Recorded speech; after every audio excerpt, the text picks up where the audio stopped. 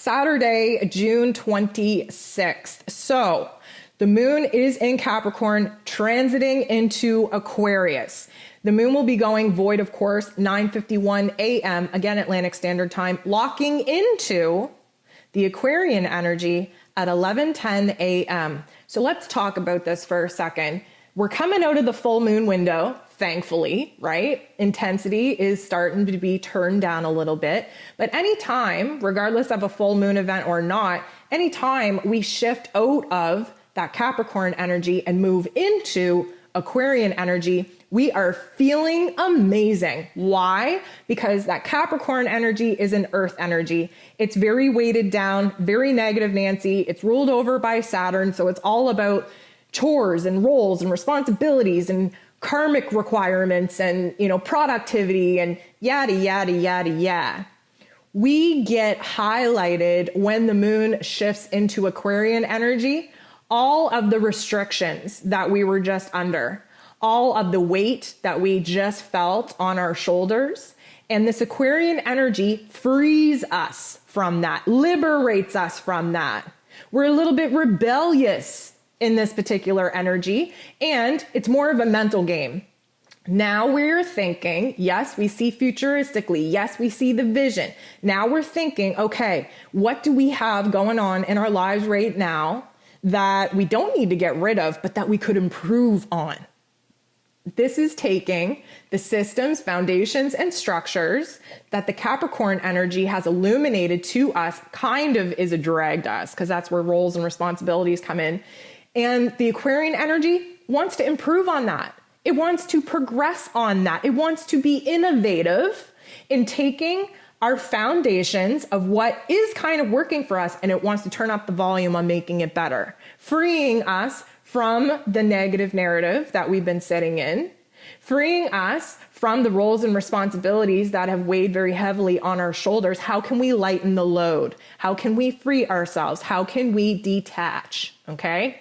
So we have the moon in Capricorn up until 11:10 a.m. when it jumps into Aquarian energy. And 3 conversations take place while the moon is in Capricorn.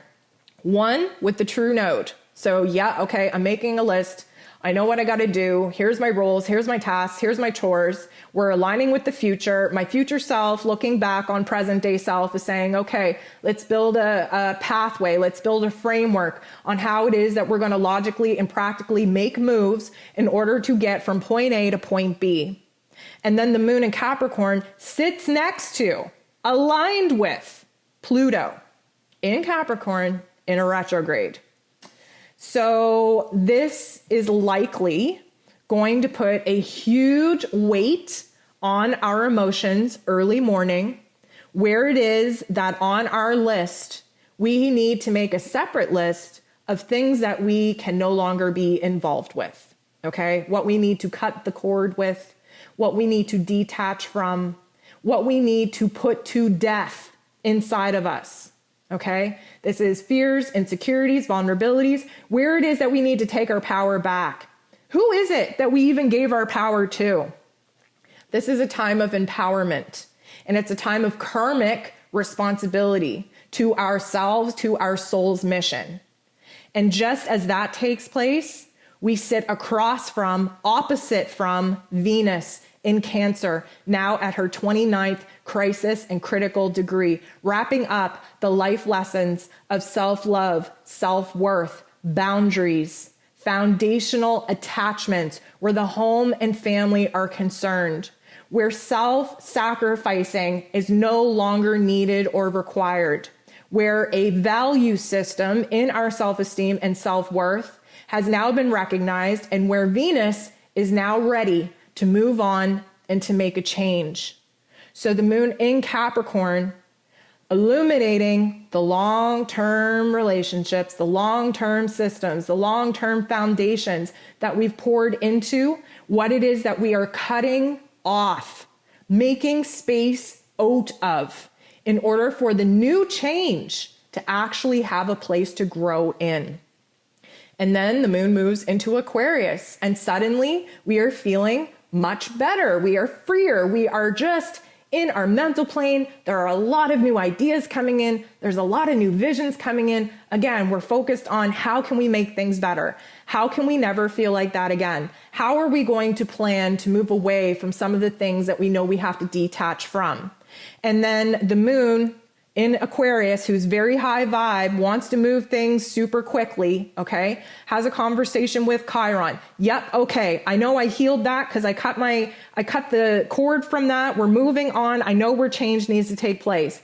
The moon bumps into Mercury. Mercury now in the passenger seat, in the front seat, seeing the vision, the opportunity, the territory that we're now driving into. Mercury is actually waking up at this point. He's saying to the moon in Aquarius, okay, well, you know what? That is a great idea that you're having right there. I love the direction when you're taking that. So, how can we break the details down and how can we make a solid plan out of this? So these two are kind of like talking in the front seat here while all of these retrograde planets are just drugged and mumbling in the back seat. And they're, together making a solid plan on how we're going to make this next drive in our journey. Right? And working very well together. Mercury and Gemini, air energy. Aquarius, air energy. They're all about the mental plane. They're collaborating. They're communicating. They're bringing up ideas. They're expanding on that. We're definitely going to get to the destination that these two are collaborating on.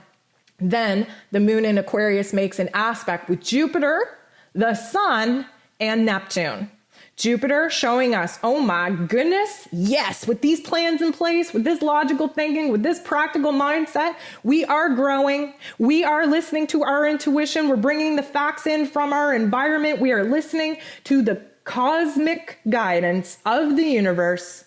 And we are going to align with this new vision. We are going to manifest this sucker. We are going to be living in a brand new reality in no time. And then the sun in Cancer, still very kind of attached to the old, very sensitive, very hypersensitive, very, mothering.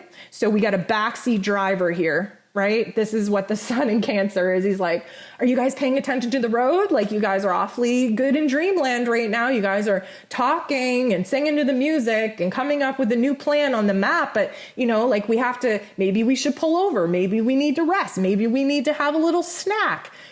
Very backseat driver-ish, wants us to maybe not get to our destination quite as fast as the moon in Aquarius. And of course, Mercury in the passenger seat wants us to get. Like, the sun in Cancer wants us to enjoy this moment, wants to take in the experience of being on this, family adventure, quote unquote, family adventure, and wants to just really catalog the memories.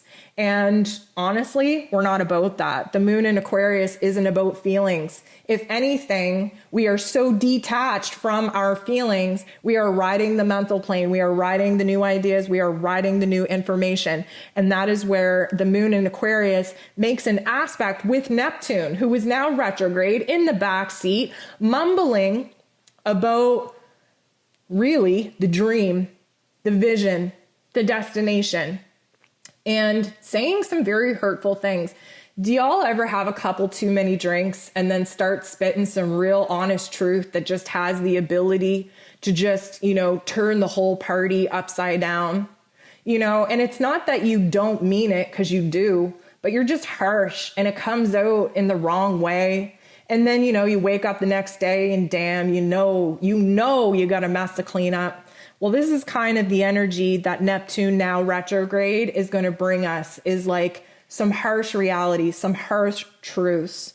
And because Neptune is drugged in a retrograde in the back seat, the mumblings, we weren't quite sure what the mumblings were. And then clear as day just blurts out some harsh truth that just, sobers us up in a really quick way. Like, damn, wow, that was delivered without tact.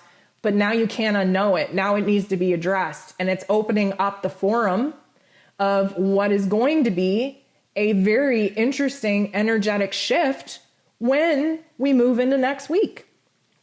So what is next week setting us up for? Well, Venus will be moving into Leo. And this is a beautiful energy because Venus and Mars, of course, are the feminine, masculine, divine energies chasing one another throughout the cosmos. And they find themselves now in the same sign, the same energy. Leo, the heart and soul of the zodiac. Let me tell you, July is on fire for romantic and creative endeavors. And I'm going to even go even further than that. This is setting us up for the Lionsgate portal in August on 8/8.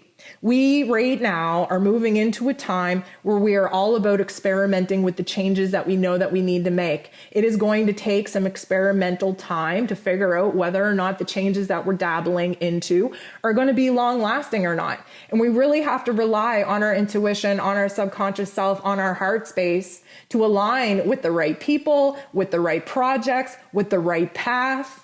And by the time we reach that 8/8 portal in August, we are picking one timeline over another, solidifying in the experiences that we are now going to call our legit foundation, system, and routine that we are now going to really stick to and build upon.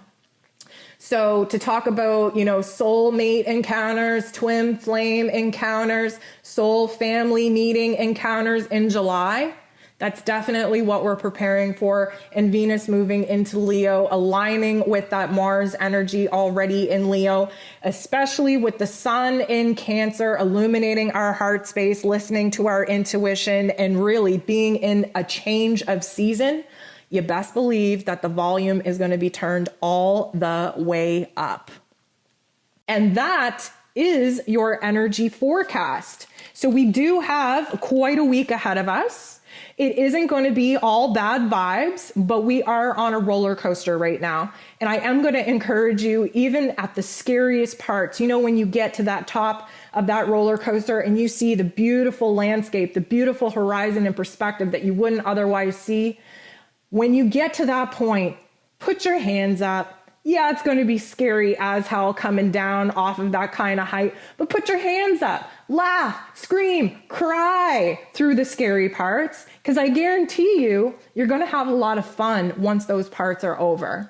So the last thing I want to say is thank you so much to every single person that tunes in to these energy forecasts, that leave comments, that share, that like my posts. If you don't follow me on YouTube, I definitely recommend that you do that. If you don't follow me on social media, I definitely recommend that you do that. The last thing that I want to leave you with is please download your moon guide. It's going to help you. I spend days writing these moon guides in order to best align you with the energies of the cosmos so that you can make sure that you are taking advantage of every single opportunity that we have to release energies and to manifest.